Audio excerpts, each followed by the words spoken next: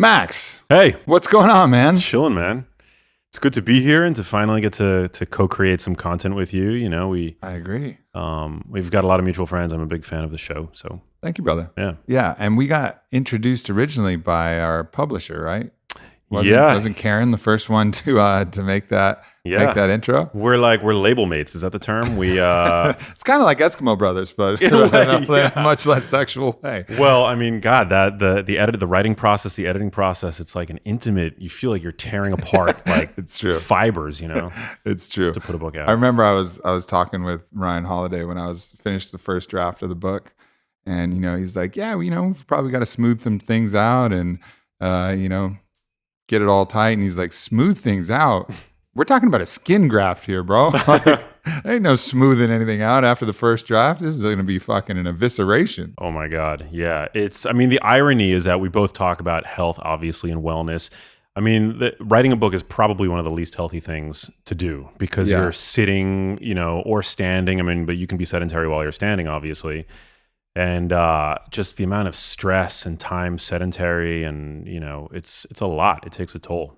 I mean, I would spend right, circle, like a mad person, just thinking, walking, and then right, circle, Yeah. eat food, Yeah. drink caffeine, have tobacco, right, shit, right. I mean, it's like the weirdest lifestyle when you're in it. And I had to go all the way in. Like the people who can like write 2 hours a day and finish a book, like I don't know, that's like a leprechaun to me. Like I don't know how that person exists. Yeah. Because it takes me 2 hours to even get my tone and get where I was back in the book. It's like going into a cave dive. Yeah. I got to get back to depth. 100%. And it's draining. And it's, I find myself spending hours sometimes on just like one sentence or even a paragraph, days even. I mean, I've had to give up on trying to finesse, certain paragraphs in my book. And then I've had to sort of come back with fresh eyes because you just get burnt out, like your brain, you only have so much cognitive capacity to focus on the same thing before you lose objectivity. You're just like, it actually is probably an altered state of consciousness that you go into, it's like sort of flow, but then I feel like you reach a point where it's not optimal performance anymore. It's just like you and the ego and the self-criticism, and it's hard. Writing is difficult, and you do it in isolation. So. It's a weird form of flow because sometimes it can flow, but there's also the watcher that's always available. And like one of the key elements of like a true flow state is the watcher goes away. But like the watcher still seems to stay present when you're writing because you're like having to keep things in line. There isn't doesn't necessarily always feel like radical freedom. Yeah. Especially in a book like the books that we write. I mean, lots of citations, lots of research, lots of it's different than like free writing a journal entry or my newsletter. Sometimes I can just fucking let those rip. Or even poetry occasionally will come out very flowy, but like a 400 citation heavily researched book, you're like, nope. Yeah. That's not going to be flow, man. It's going to be a little bit of flow intermixed with a lot of grind. I know there's like constraints. I forget who it was that said it, but you want to try as much as you can to write drunk, and drunk can mean whatever substance or state of mind you need to be in to achieve that sort of ego dissolve. But then editing, is best on sober, I think, because that's where you go over it and you're like, did what I said just make sense? Yeah. Does it pass like scientific muster? Because, the thing that I worry about when writing is people can take any sentence, which is actually commonly done in the media today, and it's one of the reasons why everybody is so sensitive. They can take a sentence out of context, and you want to make sure that everything that you're writing is like holds up to snuff, and that you're not saying anything ridiculous because they'll pick that one little piece out of out of your whole argument, and then they'll blow that up, and then you'll die by this one thing that you said. Terrifying. It is, and probably with you and your process. I mean, there was probably foods that you had some colloquial wisdom about that you thought were like, oh yeah, this is a good one. I'm going to write about this in Genius Foods, and then you go to the research, and you're like, damn, that food wasn't as good as I thought it was. And then conversely, some other ones, because I was learning shit like that when I was writing my book all the time. Yeah. So I mean, nobody knows this. You're like, I think the first person, but I'm now in the process of finishing up my second book. So Genius Foods when I wrote Genius Foods, I had been obsessing over the content in that book for about 4 years prior to writing it. So, I mean, a lot of the content in Genius Foods, I knew like the back of my hand. I mean, it was just stuff that I'd been regurgitating and talking about and lecturing about. And I was working on a documentary, am working on a documentary on the topic. So it was all very familiar content. And obviously, you know, a lot was sort of left out of Genius Foods in regard to lifestyle. I sort of consider it to be a nutrition Bible, Right. you know, a care manual for the human brain. But my current work is more sort of lifestyle, and you know, that is a whole new research process for me because it's like uncovering all the things that are also important when it comes to the mind-body connection. And so it's a lot of work, you know. Yeah. It's reading research and cross-referencing and interviewing people, but it's amazing. Like I'm so humbled and grateful that I get to do what I do. Like you get to do what you do, and we're in an amazing space where we've been able to, I don't know, just be perennially curious and find a feedback loop and a reward system that allows us to do what we love for a living. It's amazing. Yeah. Well, your book isn't that much of a secret because I went to look at Genius Foods and they also are already promoting Genius Life on Amazon. So it's out there. Yeah. It's man. fucking out there. It's so out I there. saw it with the 2020 release date and everything. So, Yeah. So that's out there in the world. So if you want a super early pre-order, I think you can get in on that. Get out there. The Genius Life. The Genius Life. But you had a really important family reason that drove you into Genius Foods in the first place, right? Like that was like one of the driving factors having to do with your mother. Yeah. I mean, actually, I was just talking to Ryan before we got started. I was like almost about to cry thinking about it. I lost my mom 6 months ago. And the reason why I do what I do and why I wrote Genius Foods and why I'm writing my next book is because I lost somebody who was very important to me, not just very important, but the most important person in my life, my mom. And about 8 years ago, she began to show the earliest symptoms of what would ultimately be diagnosed as a form of dementia. And she was very young. She was 58 at the time. And I had no prior family history of any kind of neurodegenerative disease. You know, like most people, I think, are familiar with Alzheimer's disease. It's the most common neurodegenerative condition. And many people kind of assume that it's an old person's disease. You know, I don't think it's uncommon to have a grandparent with the condition.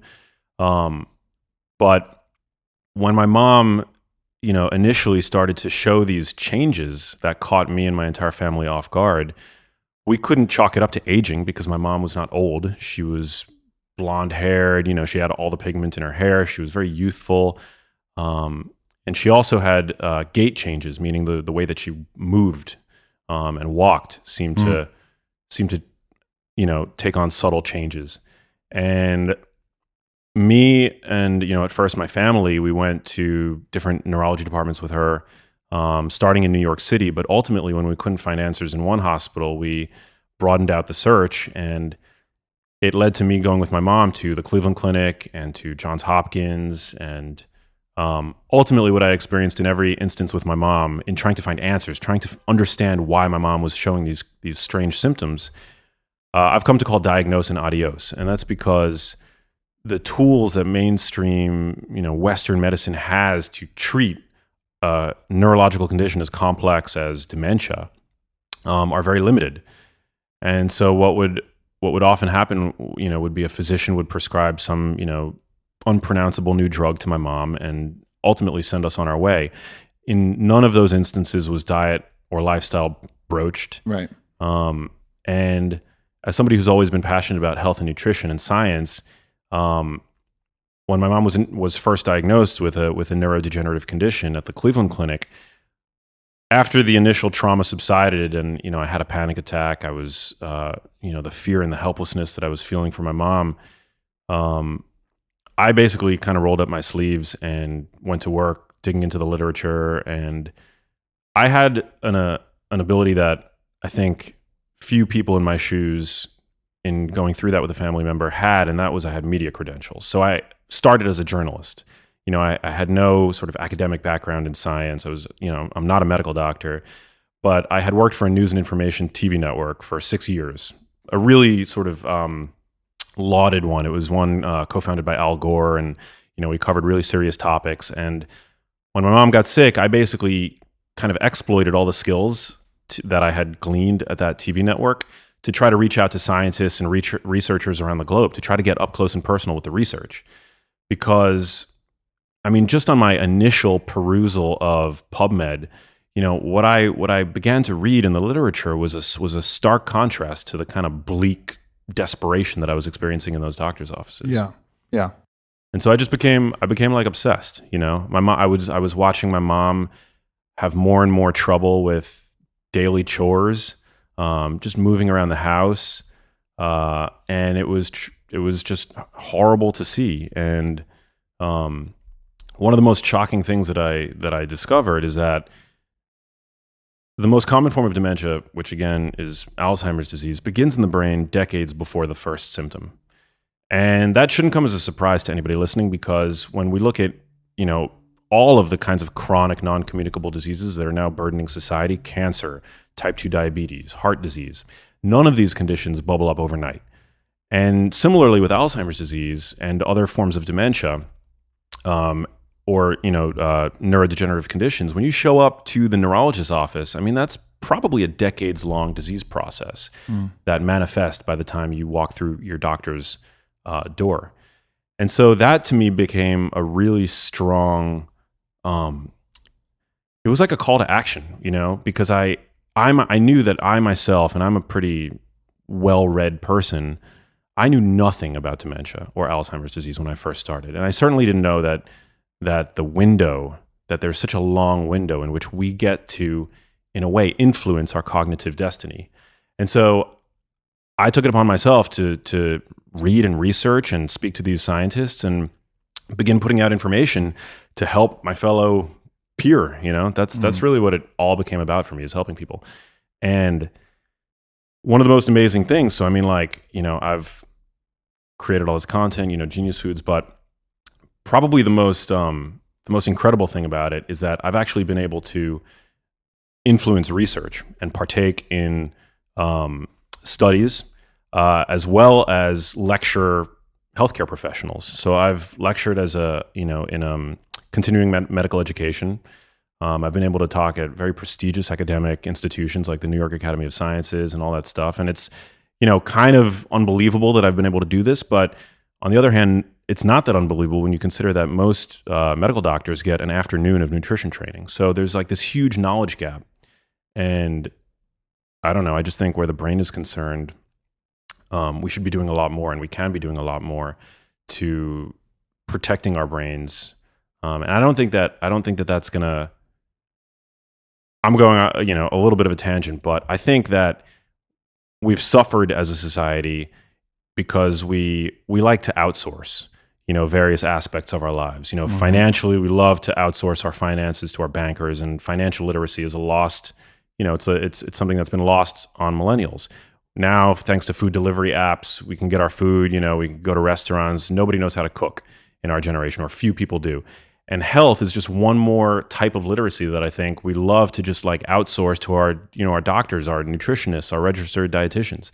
And I don't think that's smart. Or the one random person with the six-pack that pretends to know stuff. Exactly. Or like the celebrity influencer, right? Yeah. Like, and her fit tea. So I mean, like, I think like it's kind of it sounds like a crazy idea, but I think that healthcare is really something that begins with you. It's something that like you're practicing healthcare when you're pushing your shopping cart, around the perimeter of the supermarket, and you're avoiding the aisles, which is where all the packaged processed foods lie in wait, tempting you, right? It's healthcare when you're debating with yourself whether or not you want to get off your butt and go to the gym after the crazy day that you had. That's what it is. Because when we get, by the time we show up in the doctor's office, it's sick care. Yeah. And again, like I don't think that mainstream medicine is set up to really treat effectively the kinds of conditions that we're now seeing just like in overwhelming amounts. Well, I think this is the sign. This is the bellwether that's showing us like, hey, something is wrong in our system. And unfortunately, the way that human beings work, and in the individual and the collective, oftentimes we need things to get a little fucked up before we realize like, oh, we better do something. Yeah. Like I even think on a totally different subject, even environmental issues, right? Like some people are kind of getting fired up, but it's not quite bad enough here in the US for people to care enough. Yeah. You know what I mean? Like we can show some straws fucking up some sea life and like a few things that are happening that, you know, kind of get the people who are particularly motivated to do something.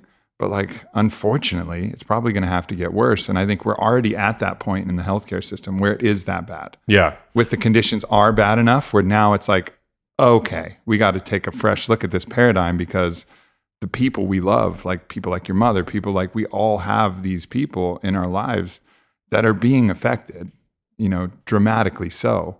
And that it could have been prevented by diet, lifestyle, a lot of these things most of the time. 100%. Yeah. I mean, I love the term bellwether that you used. I consider my mom sort of the canary in the coal mine for the Western diet and lifestyle. Again, I had no prior family history of any kind of neurodegenerative condition. And upon deeper inquiry, you know, we did, you know, some 23andMe work. But ultimately, most people that will develop dementia, they don't have what are called determinant genes. They have genes that influence one's susceptibility, but it's really about the way that the environment interacts with your genes, right? Genes are not destiny, but they do help determine what the standard American diet and lifestyle will do to you. Yeah. So it's I think that's perhaps frightening, but it's also very empowering. And that's really where I think, you know, it's up to us, each and every one of us. Like, medicine is great.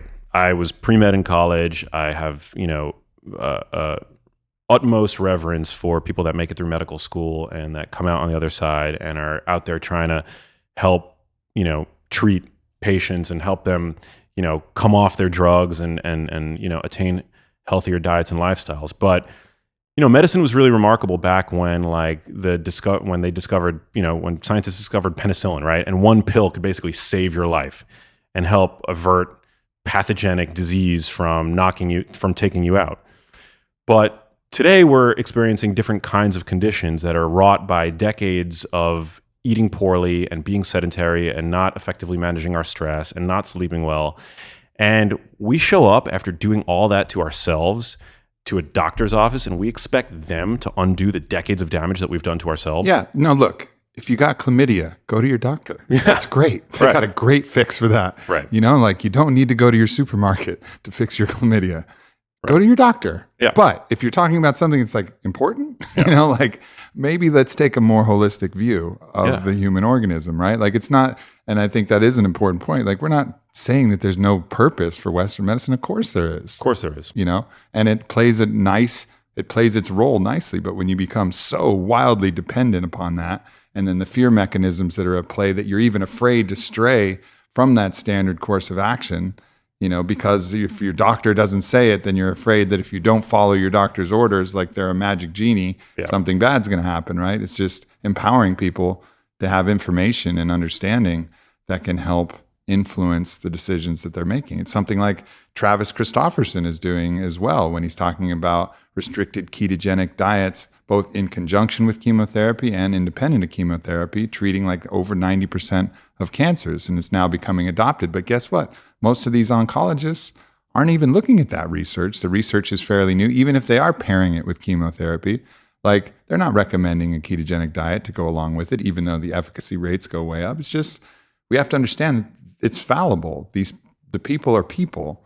And if they're ingrained in pattern and been doing the same thing for a long time, they're not necessarily poring over the journals. They're not necessarily purveyors of the highest mental flexibility and willingness to admit when they're wrong and something they haven't been doing something that they could have been doing. Like they're people. People have egos. People have time constraints. People have all kinds of stuff. So like empowering everybody to have that information, I think is fucking vital. Yeah, 100%. I mean, cancer is tricky, right? Like there's different types of cancers, different genes. You know, certain cancers might be amenable to a ketogenic diet. Other cancers might not. So it's just, you know, I think we need to support the science and the research, but we also need to empower ourselves when it comes to, you know, living in a way that at least cuts our risk, you know, and especially when doing so is safe and it takes the power away from like the Monsantos of the world, you know, which, not that I'm a conspiracy theorist or anything like that, but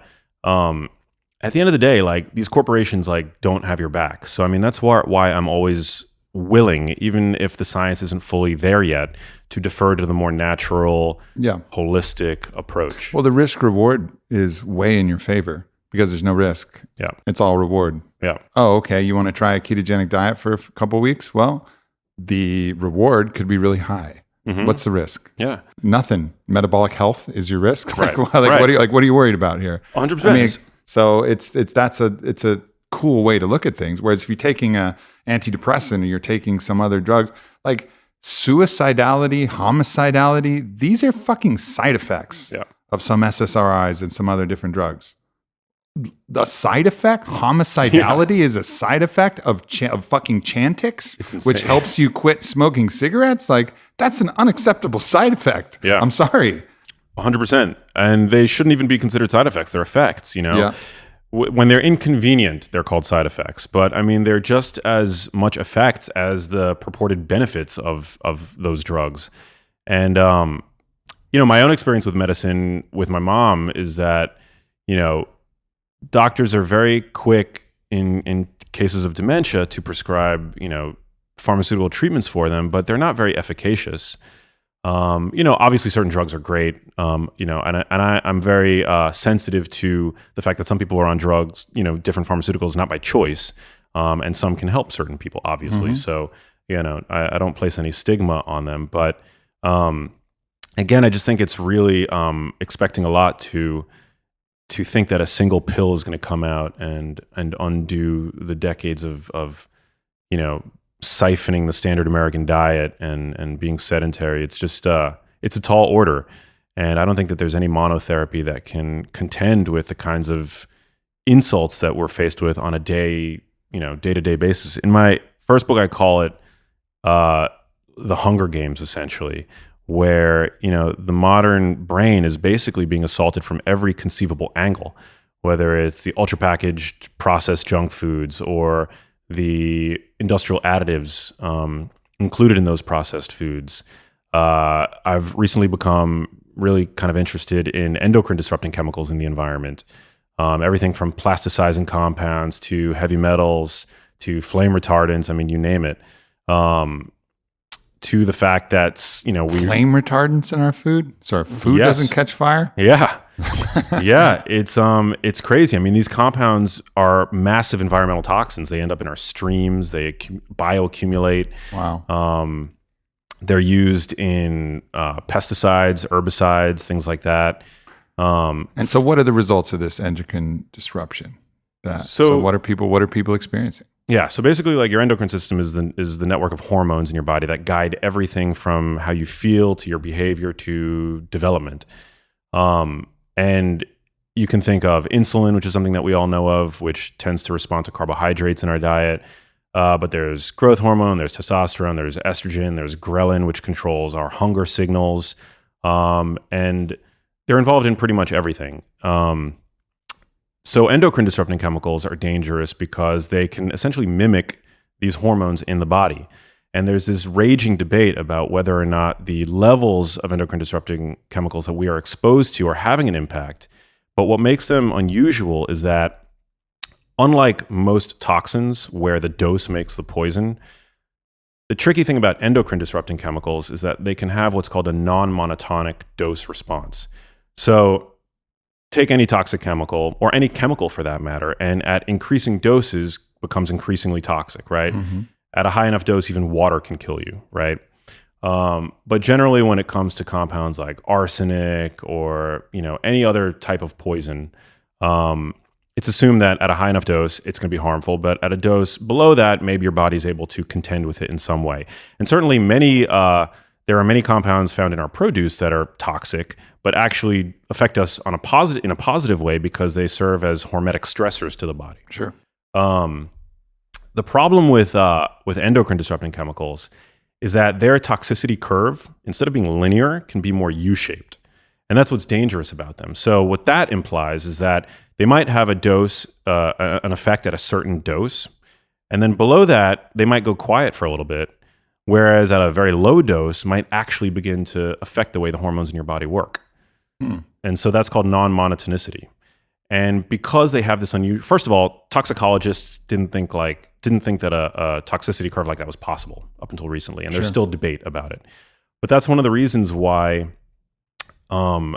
these plastic chemicals like BPA, bisphenol A, or phthalates, which are found in everything from plastics to fragrances to our clothing, basically have been able to subvert political and even scientific scrutiny, because just finding the dose at which they become biologically active is so tricky. And also they become active at different, they're more potently active at different times in one's life. So for example, if you're developing, you might have a much more pronounced response to these chemicals. Whereas if you're an adult, it may be different. And not only that, but these chemicals are ubiquitous now in the environment, right? So they're affecting animals.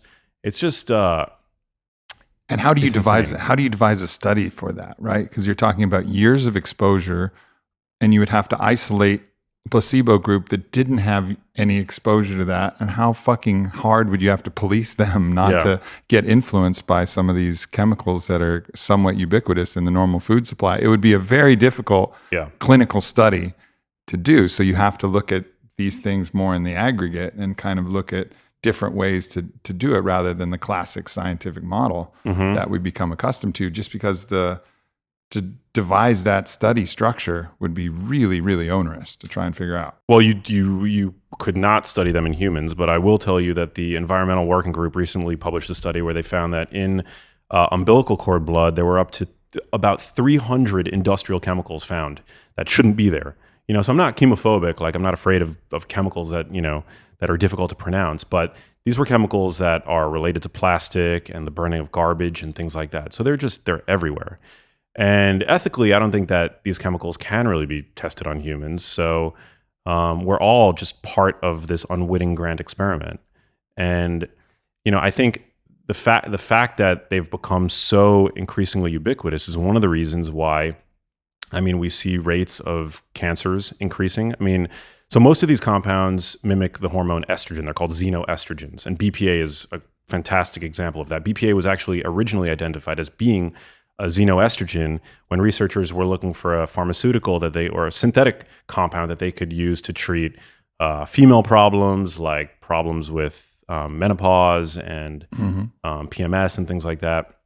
And so it's been known for decades that BPA mimics the hormone estrogen. And so, it's just, it's tricky. But I lost my train of thought, but it was, it's just crazy. Oh, so yes. So cancers that are related to the hormone estrogen, right? So today, a woman's risk of developing breast cancer, a woman's lifetime risk is about 1 in 6. 50 years ago, it was 1 in 20. So the odds are increasing. And it's just like, cancers are rampant. A lot of them are obesity related, but even obesity, there was a really interesting study, and I forget the journal that it came out in, but it was very recent, where they found that a person today to maintain the same weight as a person 50 years ago would have to consume fewer calories or work out more. So we have all these compounds that are like affecting our hormone systems, and there's no concrete answers, but it's definitely worrying, So I hope that we can find a way of studying all this stuff. But generally, like, in lieu of that sort of research, I've definitely made it a point in my life to avoid plastic, especially when I'm storing my food or cooking my food. You want to keep your food away from plastic. Use glass. You want to buy furniture, if you have the choice, without flame retardant chemicals in it. Flame retardant chemicals in our furniture. So, this is like what's crazy. And flame retardants are also commonly found in children's clothing, which is, again, very dangerous. But these chemicals were added to our furniture because smoking in the household used to be a major thing, where somebody would be hanging out on a couch and their cigarette would fall out of their hands, were they to pass out, and it would send homes up in flames, and thousands of lives were lost. And so rather than find a way to deal with that from the tobacco side, from the cigarette side, they put pressure on the furniture industry to cover their furniture in, these endocrine disrupting chemicals. And mattresses are a big one for that. I think that's been the huge rise of, mattresses that are more natural now that have kind of come onto the market. And I talk about a lot of these anti-nutrients in my book too. And some of them are like really fucking nefariously mind-boggling. Like Velveeta type cheese, like yellow cheese. Well, it combines like yellow number 6 with sodium benzoate. And that's shown in clinical research to cause ADHD, like hyperactivity in kids, right? Like you're making kids foods that cause ADD and you're wondering why that's on the rise. You know what I mean? Like there's all this stuff when you start to look in, and those are even approved. They know they're putting that shit in there. Yeah. And then there's the stuff that they don't know that they're putting in there because it's being polluted through the streams in the air and the clothes that are, the absorption rates that we're talking about. Like we were talking about this before the podcast. I don't even know why we were talking about it, but talking about scrotums being highly absorbable for different transdermal things. So you put on your kids' underwear, your kids' diapers, right? Like, I don't know what the fuck diapers are made out. I don't have kids, but if I did, I'd start looking into that shit because there's probably some bad plastics and some fucking flame retardants in those diapers, and you're putting them straight on your kids' fucking taint. Yeah. And they're probably absorbing some diaper shit. It's insane. Well, not the shit. That's normal, but the diaper stuff. Yeah. You know what I mean? Like there's stuff all over. Like we got to just be aware and then take those equal opposing countermeasures to eliminate those things, and then also start adding in some really good shit, stuff that improves your detoxification pathways. I mean, 100%. I'm sure this has to be one of the cornerstones. I thought you had one of the coolest terms, and it was nutritional psychiatry. Yeah. Right? Like that has to be one of the cornerstones. Not only just, okay, let's eliminate some of the bad stuff, but let's start like adding in some of the good stuff. Yeah, 100%. I mean, eating a diet that's high in produce and provides ample antioxidants and minerals actually elbows out in the digestive tract room for the absorption of heavy metals. Also gives your body the stimulus for its own detox compounds like glutathione, and also stimulates the production of those compounds, which helps your body detox benzene, acrolein, all these kinds of environmental pollutants. So eating a healthy diet, getting ample antioxidants, and especially fat-soluble antioxidants. So my passion is brain health. And fat-soluble antioxidants are of particular relevance to the brain because the brain is made of fat. And it's not just made of any type of fat. It's made of a fat that is highly prone to a form of damage called oxidative stress. So you take the fact that 25% of your metabolism is being harnessed to create energy in a container the size of a grapefruit, and that there's all this preponderance of delicate polyunsaturated fats like DHA fat, arachidonic acid. These are all very prone to this oxidative process. You eat compounds like vitamin E, carotenoids like lutein and zeaxanthin. They help your brain basically defend itself. So these are critical. But yeah, it's super interesting, like the fact that there's all these compounds in the environment. We're being affected from every possible way. I promote the consumption of organic food. Not that organic food is perfect in any way. Organic food is not devoid of pesticides. So I like to be very, I like to tell it how it is. But I still think it's the best chance that we have. And often whenever I make posts about like the benefits of organic food, I get what I call evidence Nazis, like commenting on Instagram, that are like, we don't have the evidence that organic food is any safer or healthier. And so those same people would comment when it comes to plastic compounds that, we don't have the evidence that these compounds are unsafe, for example. But my argument to people that are skeptical is, where's the evidence that they're safe? That's why I always take the perspective that that the less time a product or a supplement or a compound has been, exposed to human beings, the higher burden of proof is placed, in my opinion, on those compounds, that they need to be proved safe. So for me, it's they're guilty until proven innocent. Yeah, no, that makes sense. All right, so what are some things, people listening to this, what are some like real tactical things that people can do? Obviously they can get your book, read it, get the full gamut. But if you had to like hone down to a couple different practices that concern foods and things that they can do with their diet, like what would you recommend? Well, I think the key is to focus on nutrient density. And in particular, what's good for the body is going to be good for the brain, especially the cardiovascular system. So, I'm a big fan of dark leafy greens. They're rich in carotenoids, again, that protect your skin, eyes, and brain from oxidative stress. Research out of Rush University found that people who consume a big bowl of dark leafy greens every day have brains that perform up to 11 years younger on cognitive tests. So that's a rule that I lay out for myself, to just eat a big salad every single day. So what do you think about the oxalic acid kind of issues that have come up from things like kale and Swiss chard and spinach and things like that?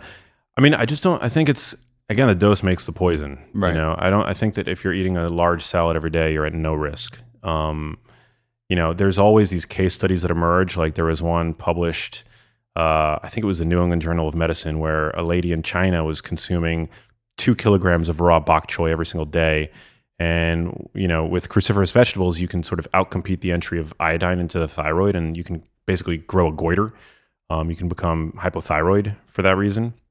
And so I think it's, you know, you can consume, I mean, in my view, there's, you know, all these people in the carnivore community now that I'm sure would love to argue with me, but I think you can consume too much meat and saturated fat. You could also consume, you know, too many vegetables. I think it's all about balance, with the caveat that, you know, I'm not a big fan of this whole like everything in moderation idea. I think when it comes to foods like grass-fed beef, wild fatty fish, you know, salmon in particular, pasture-raised eggs, and cruciferous vegetables like broccoli, nuts, seeds, things like that, I think you really want to sort of have them all, you know, in your diet.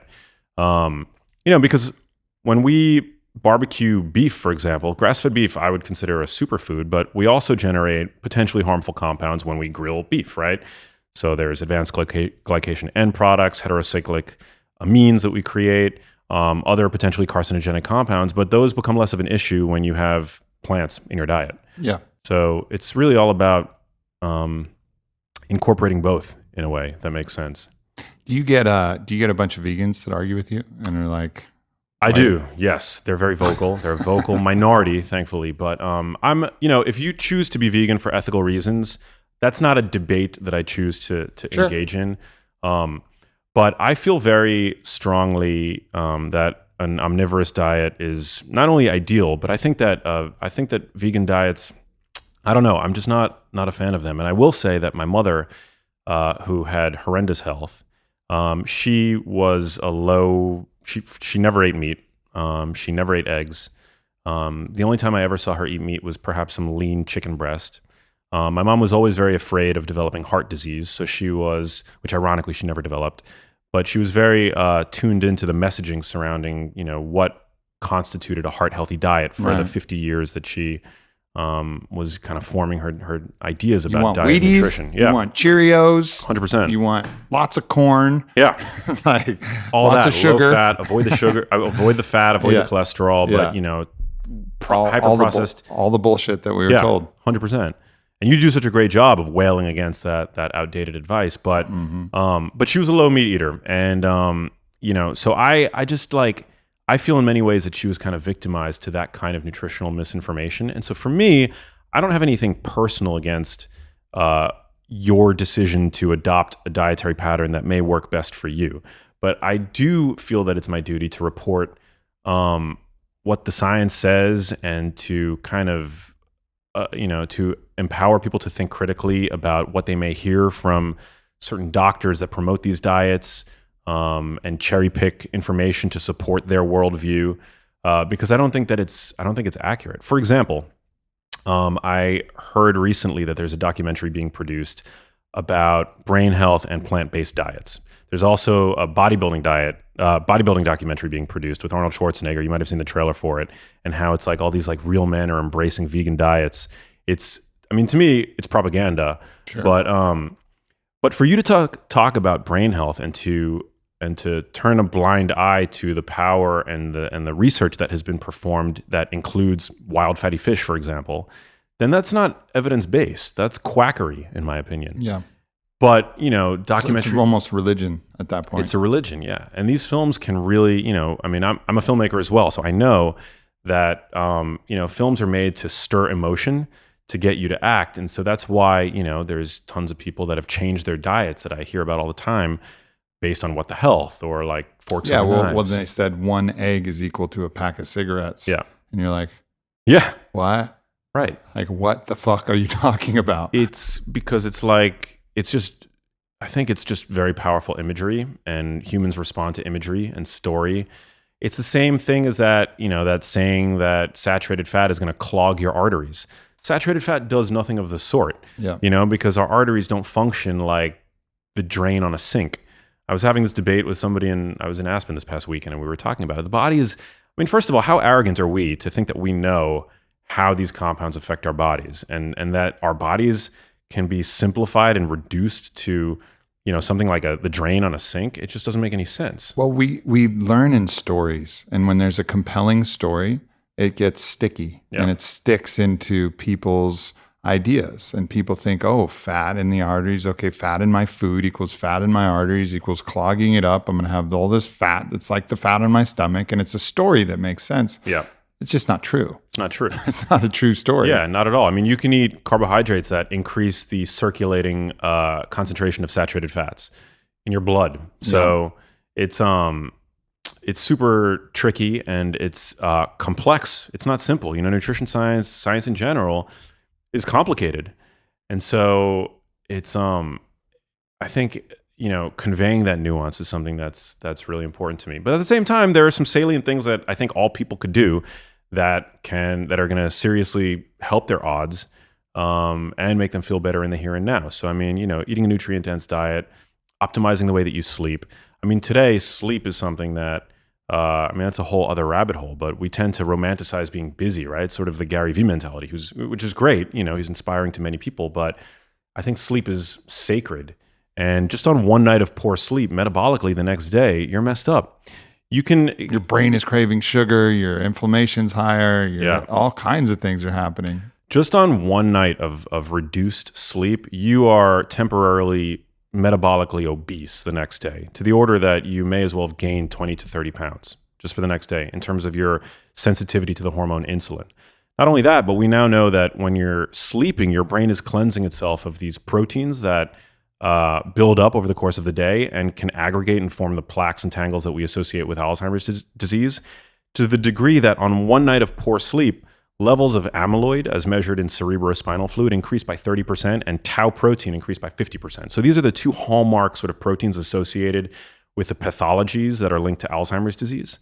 And so it's literally like one of the most important things that you can do for overall brain health, for helping regulate your hunger. Trying to change your diet is like an exercise in utter futility if you're not optimizing your sleep. Because when you're underslept, you become primal, but like in a bad way, right? All you're craving is sugar, fat, junk foods, things like that. I'm so glad I got an 84 on my Oura Ring score from last night. I'm feeling fucking good. That's a good awesome. one. That's a good one for me. Yeah. Some people I know too, they'll bust those. So it's ranked. The Oura Ring is a little biometric device you wear on your hand. For those of you who don't know, and it gives you a score from 0 to 100 depending on your sleep score. And there's some people I know that are just rocking 96s like every night, and I'm like, wow. Yeah. Now that's a superpower. When people are talking about like, what would you like to be able to do? Fly, like see through things, have incredible strength. Like, nah, pretty much just sleep really good when I wanted to if I had a superpower. Oh man. That would be it. It's, we're both, I think, pretty lucky. Like, I get to sleep many days and I allow myself to wake up naturally. Mm-hmm. If I do need to wake up to an alarm, usually what I'll try to do is I'll try to go to bed earlier. But that's become a real sort of, an area where I've become very disciplined. Yeah. Because it's so critical. Especially when you're busy and trying to live that Gary Vee life, you got to get your sleep, Yeah. It's just it's the rising tide that lifts all the boats in your harbor. That's right. Yeah. Well, good shit, man. I'm glad we got to do this. Yeah, same. And I'm looking forward to having you on my podcast, The Genius Life, too. Yeah, let's make that happen. And then Genius Life, it's out there. It's on Amazon. Genius Foods is already available. Yep. Ready to go. Yep. And where else? Where else can people find you? Pretty active on Instagram at Max Lugavere.